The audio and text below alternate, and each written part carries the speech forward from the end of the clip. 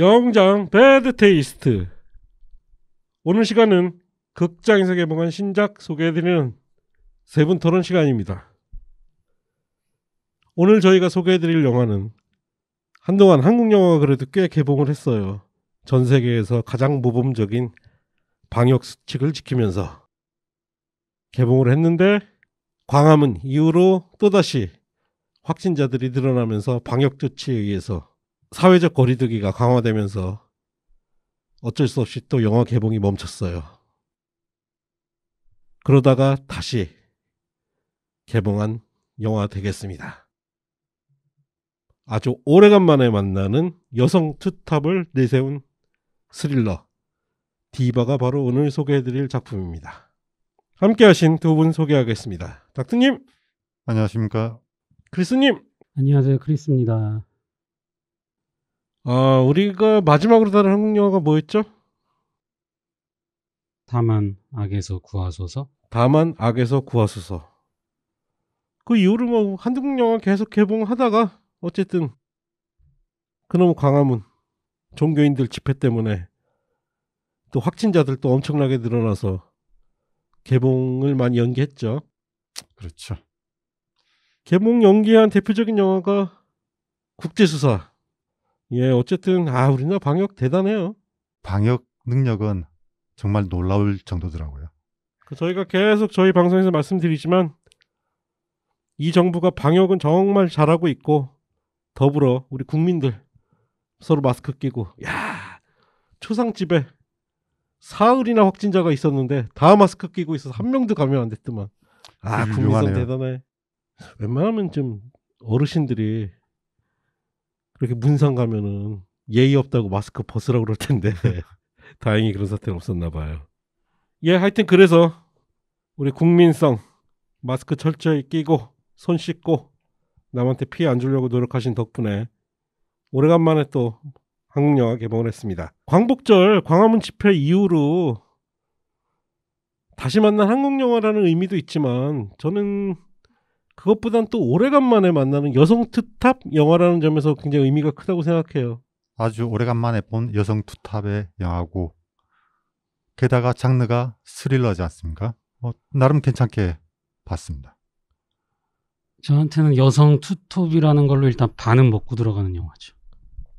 최고죠, 최고. 그것도 인지도가 있는 두 분이. 예. 극중 주인공들의 직업이 다이빙 선수다 보니까 수영복 입은 장면도 많이 나오고. 뭐 그거는 그렇게 상관은 없고요. 그런가요? 예. 예. 아니 그리고 또 의미가 있는 게 보니까 여성 감독님에다가 여성 제작진까지. 맞아요. 예.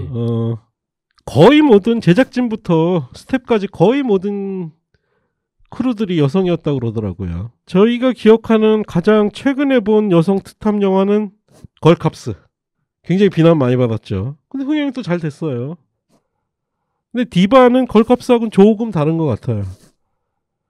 여성들이 오히려 전면에 배치돼서 여성 영화라고 불러도 될 것 같긴 한데 영화 자체가 그렇다고 해서 어떤 여성의 아이덴티티가 중요한가, 젠더가 중요한가, 저는 그렇지는 않은 것 같은데요. 두 분은 어떻게 느끼셨나요?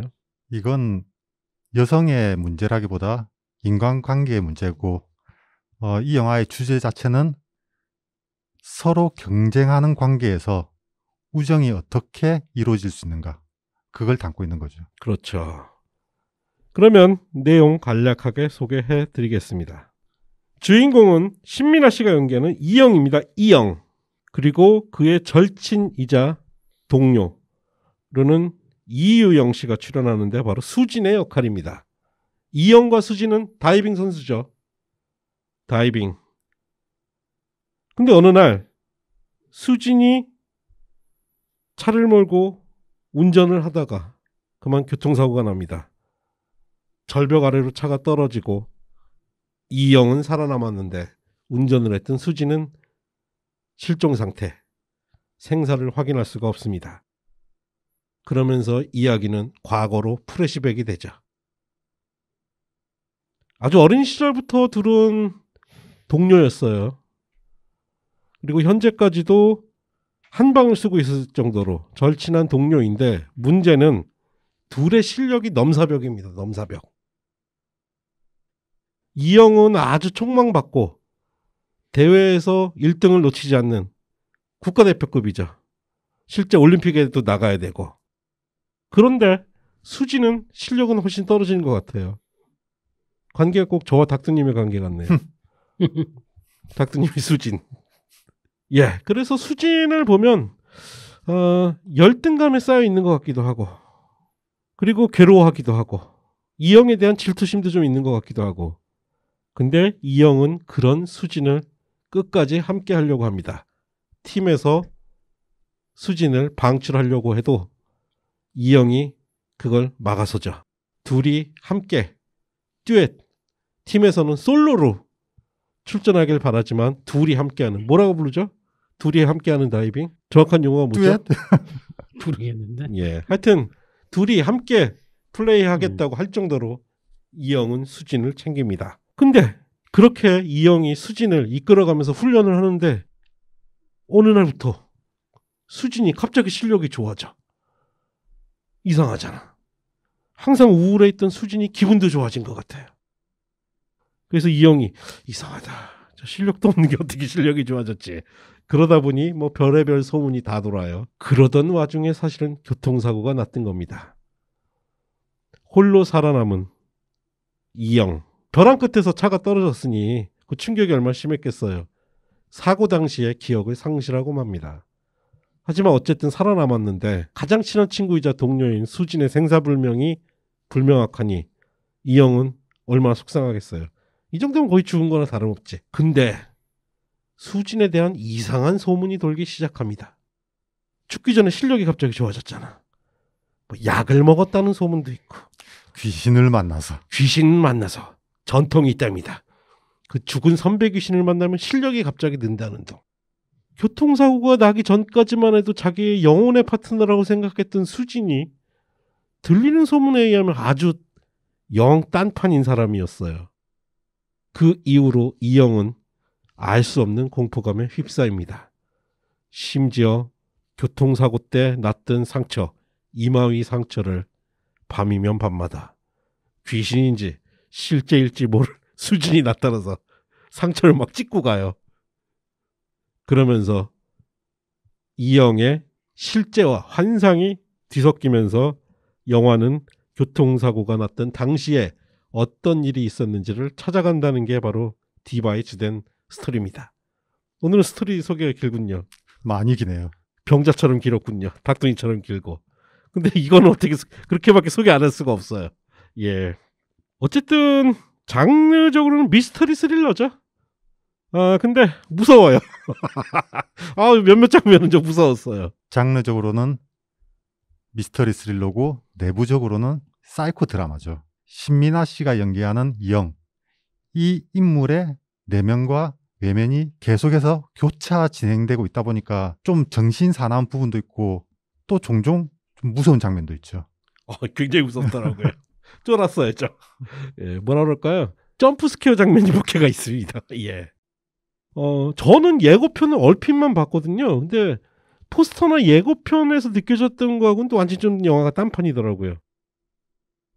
이 두 명의 여주인공을 운동선수로 지정해 놓고 그들의 어떤 치열한 경쟁을 다룰 것만 같았던 예고편이나 포스터 사진을 보면 저는 오히려 뭐 쇼걸이나 블랙스완 류의 영화가 아닐까 싶었는데 그거하고는 조금 다른 것 같아요. 예고편만 보면 블랙스완 쪽이 좀 더 가까워 보이죠. 신민아라는 주인공이 있고 이 주인공이 주인공이면서 동시에 어떤 적대자처럼 예고편에서는 그려지거든요. 그런데 영화에 들어가면 조금 결이 다르죠. 예, 조금 결이 다르죠. 예. 그래서 실제 이유영 씨는 극중 역할이 그렇게까지 크진 않습니다. 그래서 제가 투탑이라고 말씀은 드렸지만 이유영 씨는 좀 분량이 작아요. 주인공이라고 부르기는 좀 민망해. 대부분의 극을 신민아 배우가 연기하는 이영의 관점에서 영화가 진행이 되죠. 예. 여기서 좀 스포일러를 밝혀야 될까요? 어떻게 할까요? 밝히지 말고 진행할까요? 스포일러는 절반만 밝히는 걸로. 절반만 밝히고 교통사고 장면은 설명하지 않는 걸로. 그렇죠. 예. 이 영화를 설명하는 데 있어서 스포일러가 될 수 있는 이 트라우마에 대한 언급이 없으면 영화를 거의 설명하기가 어렵죠. 그럼 스토리 조금만 더 설명드리겠습니다. 그러면서 도대체 이 내면의 공포, 환상이 뒤섞인 현실 속에 고통스러워하던 이영은 수진에 대해서 조금씩 자기가 모르고 있던 진실을 파헤쳐 나가는데 절친인 줄 알았던 수진이 사실은 엄청나게 자기를 질시하고 증오하고 있었다는 사실을 알게 됩니다. 그게 바로 이 영화의 핵심 테마 중에 하나죠. 예. 여기서 신민아 씨는 어렸을 때 어떤 한 사건 때문에 일종의 트라우마를 가지고 있거든요. 그런데 사람들이 트라우마를 지니고 있다고 해서 자신이 그런 트라우마를 가지고 있다는 걸 알기가 쉽지는 않거든요. 정신이 온전치 않은 사람들은 자기 내면에서 외부를 바라보면 모든 사건들이 미스테리하거든요. 그런데 주변 사람들이 이 사람을 보면 그냥 미친 거거든요. 닥터님 같네요. 그렇군요. 닥터님은 자기가 미쳤다는 거 모르잖아요. 아, 요만큼은 압니다. 아, 그만큼 아시는군요. 예. 크리스 왜 아무 말이 없죠? 네. 실망했나요?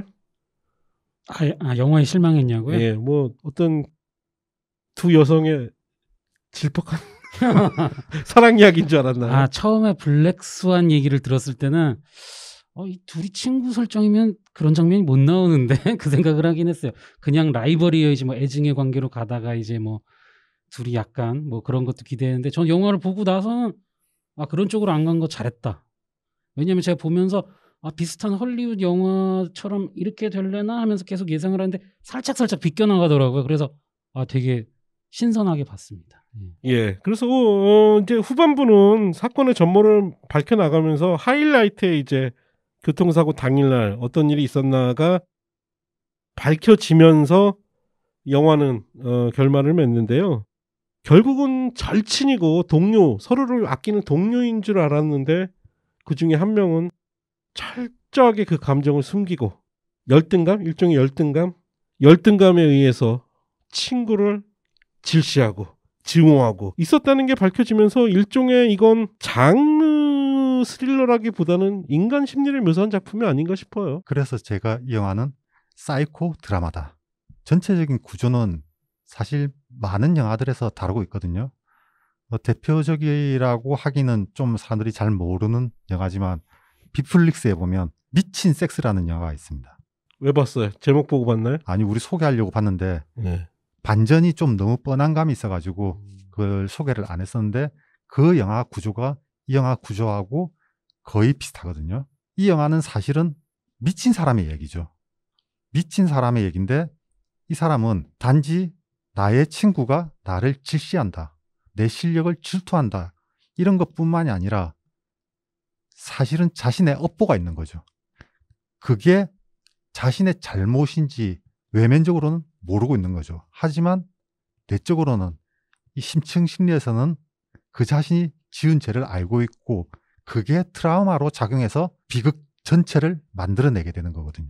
저는 오히려 디바의 우리 조스레 감독님이 가장 많이 영향을 받은 건 제가 되게 좋아하는 영화 중에 로버트 알드리치 감독의 What About Happened to Baby Jane이라는 영화가 있어요.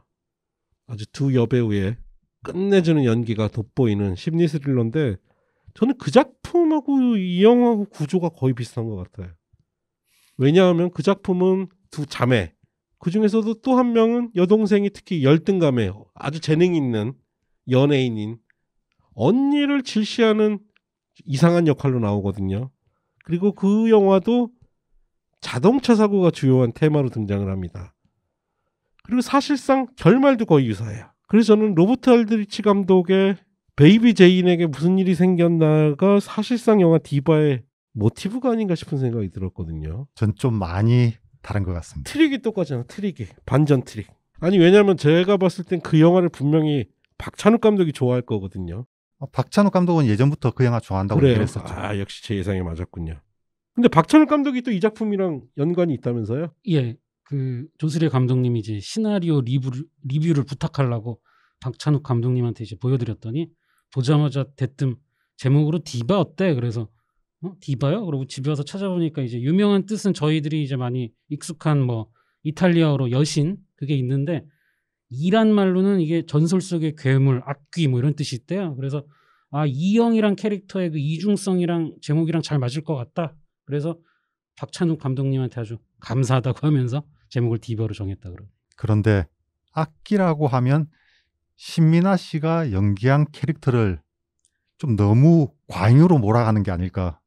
사실은 신민아 씨는 그게 심층 심리에 있을지언정 자기가 의식적으로 행동한 건 하나도 없었거든요. 아니 근데 디바라는 뜻이 뭐 그런 이중적인 의미도 있겠지만 실제 사용도 조금 의미가 바뀐 것 같아요. 원래는 뭐 프리마돈나 같은 의미였지만 요즘은 디바라는 호칭이 그렇게 칭찬만은 아닌 것 같아. 그래요? 제가 사회생활을 거의 안 하다 보니까.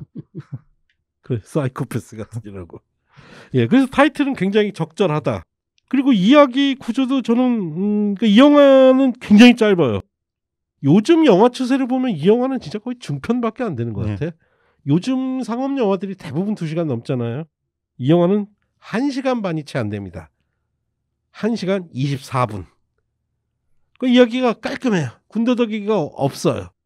근데 이게 자칫 잘 바라보기에 따라서는 할 이야기가 그렇게 없었나 싶기도 하고요. 어떠세요? 짧은 러닝타임. 사실 영화를 보면서 전 영화가 좀 길다고 느껴졌었거든요. 그래요. 그런데 영화가 끝나고 나서 시계를 보니까 뭐야, 크레딧 빼면 이 영화 딱 80분이네? 정말 짧구나. 오히려 이게 영화 내에서 아주 많은 정보들을 계속해서 제시하고 있으니까 정보량에 비해서 시간이 짧은 거지, 영화가 담고 있는 어떤 정보라든지 그런 내용들은 굉장히 많거든요. 그래요. 후반쯤 가면 조금 지친다는 느낌도 들더라고요. 아니 저는 솔직히 얘기하면 이 영화 찍어놓은 푸티지는 훨씬 많을 것 같아. 그러니까 가끔 가다가 좀 당혹스러울 정도로 빠르게 사건이 전개되는 부분이 있어요. 특히 이영이 수진한테 우리 같이 훈련해 이러다가 뜬금없이 그냥 갑자기 수진이 실력이 월등하게 좋아지는 장면이 등장을 하잖아요. 중간 부분에 뭔가 몇 개가 좀 더 있어야 되는데 그런 느낌 못 받으셨어요? 저는 그런 부분은 좀 당황스럽더라고요. 그런 부분들이 있죠. 그 부분도 특히 해파리 한 쌍으로 딱 처리해버리고 그렇죠.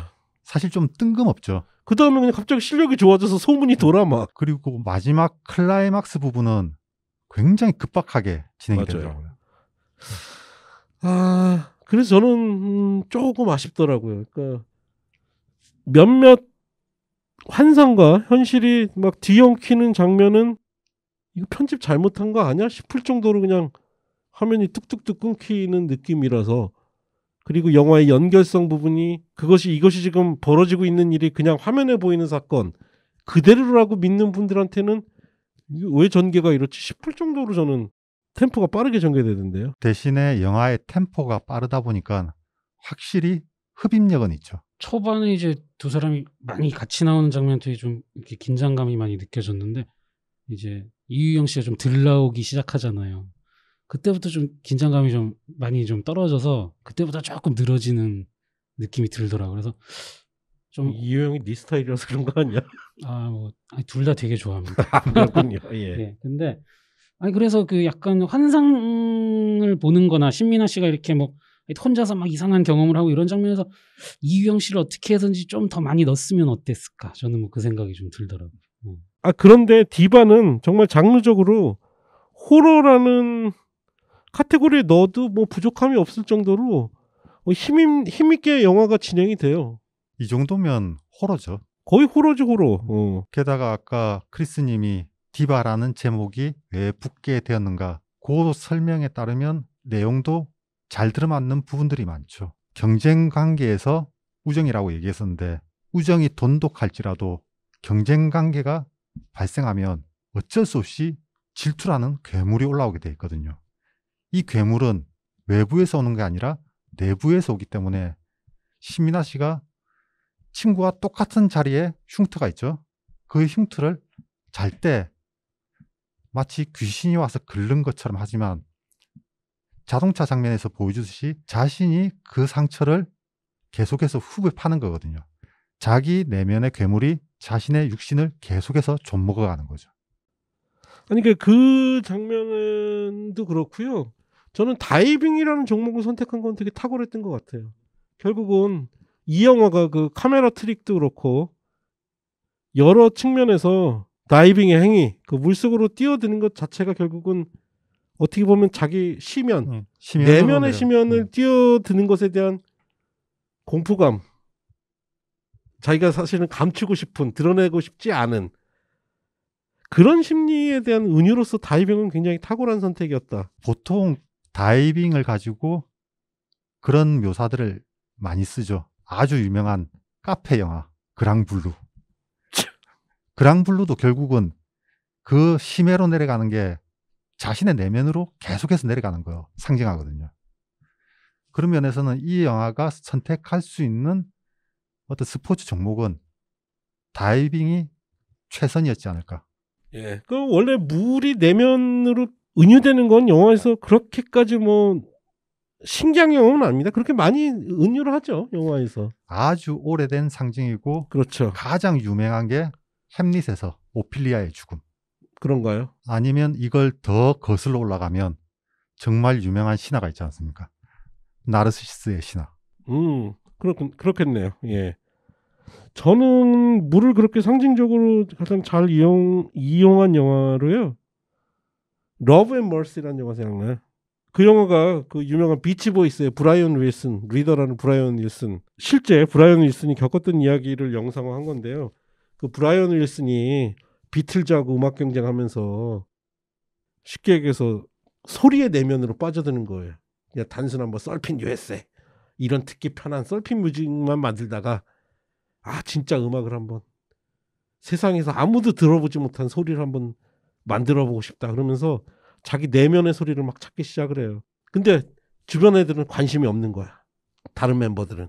근데 그 장면에서 바로 이제 극중 브라이언 윌슨이 수영장 안에서 다 같이 수영하자고. 근데 아무도 나 안 해. 그러면서 혼자서 풀 안에 고독하게 있는 장면이 바로 이 영화가 사용하고 있는 그 물의 은유하고 똑같죠.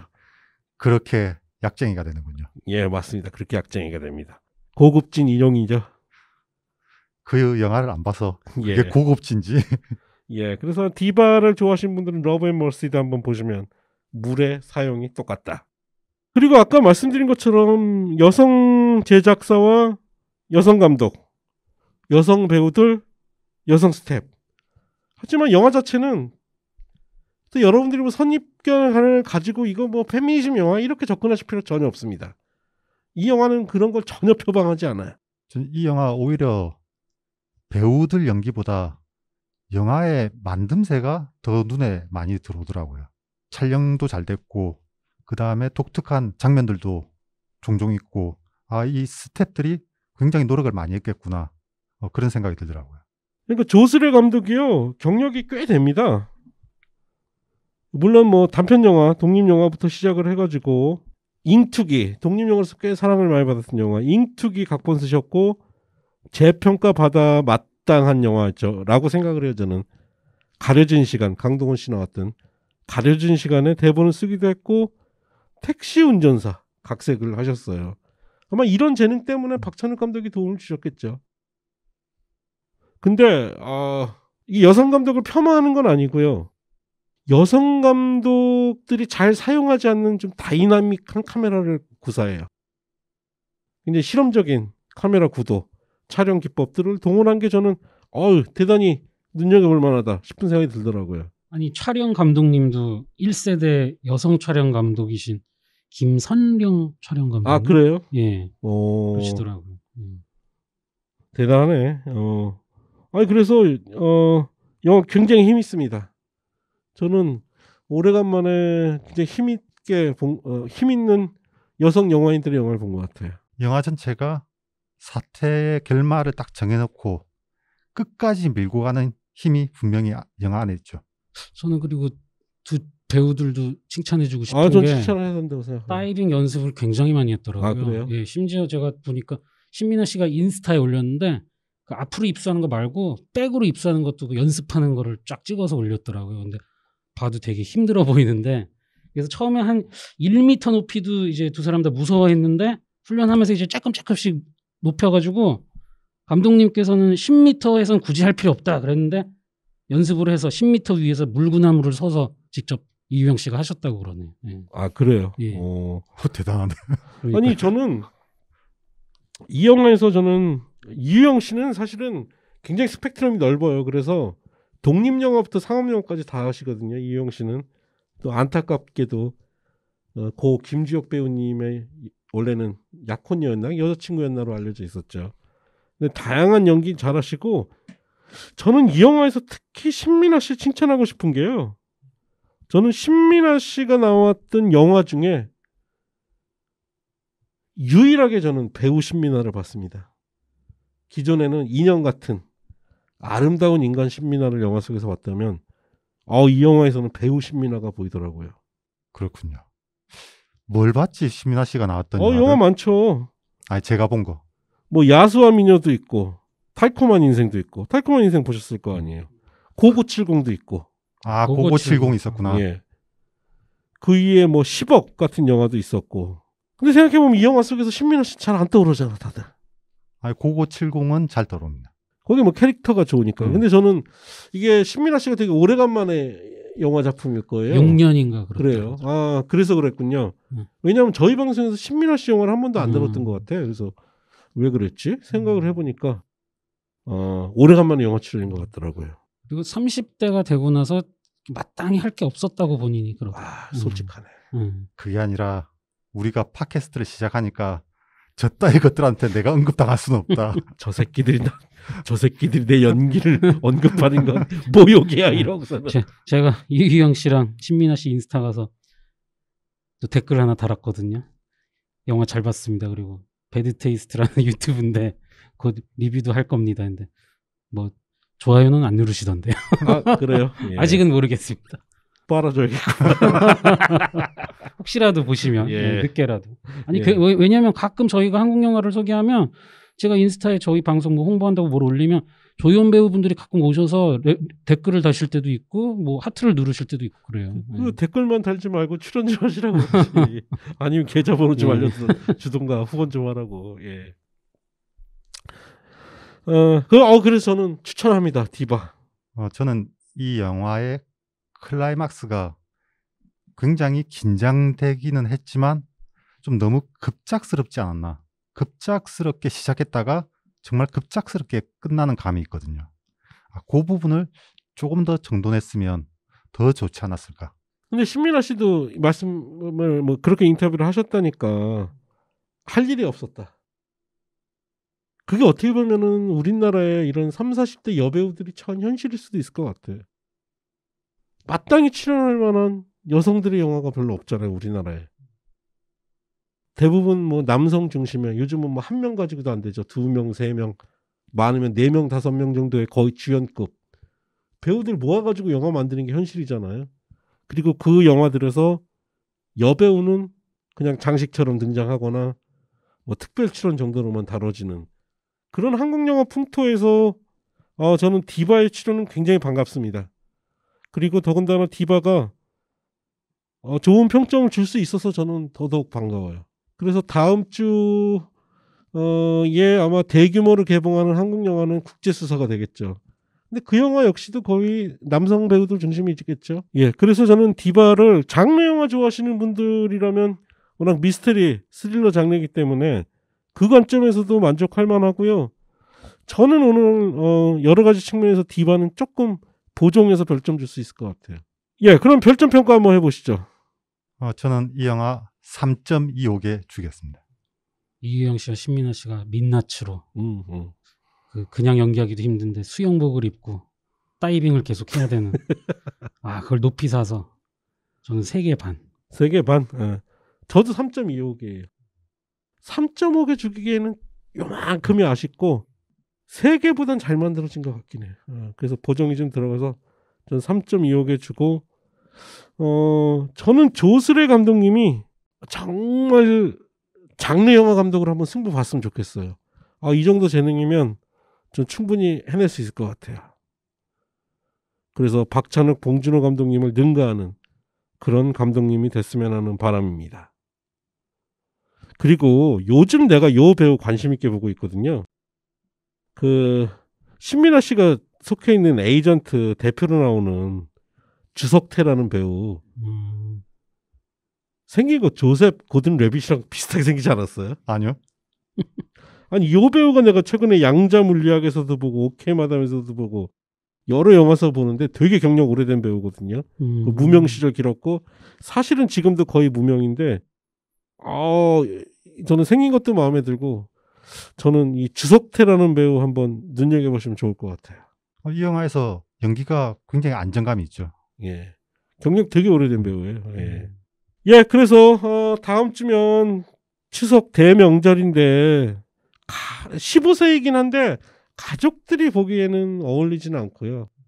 한번 요즘 비대면 시대니까 다들 올해는 좀 귀성길에 오르지 말길 권장하고 있잖아요. 그래서 조용히 연인이나 아니면 닥터님처럼 혼자 명절 때도 가족에게 외면받는 그런 분들은 극장 가서 한번 이 영화 디바 꼭 한번 보시길 바랍니다. 뭐 아니면은 친한 여자친구 두 분이서. 좋네. 예. 저는 파고님의 등신 같은 발언에 할 말을 잃었습니다. 그렇군요. 나도 그러고 싶네. 나도 여자 2명이랑 이 영화 한 번 더 보고 싶네. 거기 껴서요? 예, 이것으로 기대되는 조스레 감독님의 상업영화 데뷔작 신민아 이유영 배우의 연기가 돋보이는 미스터리 스릴러 디바 소개해드렸습니다. 감사합니다. 감사합니다.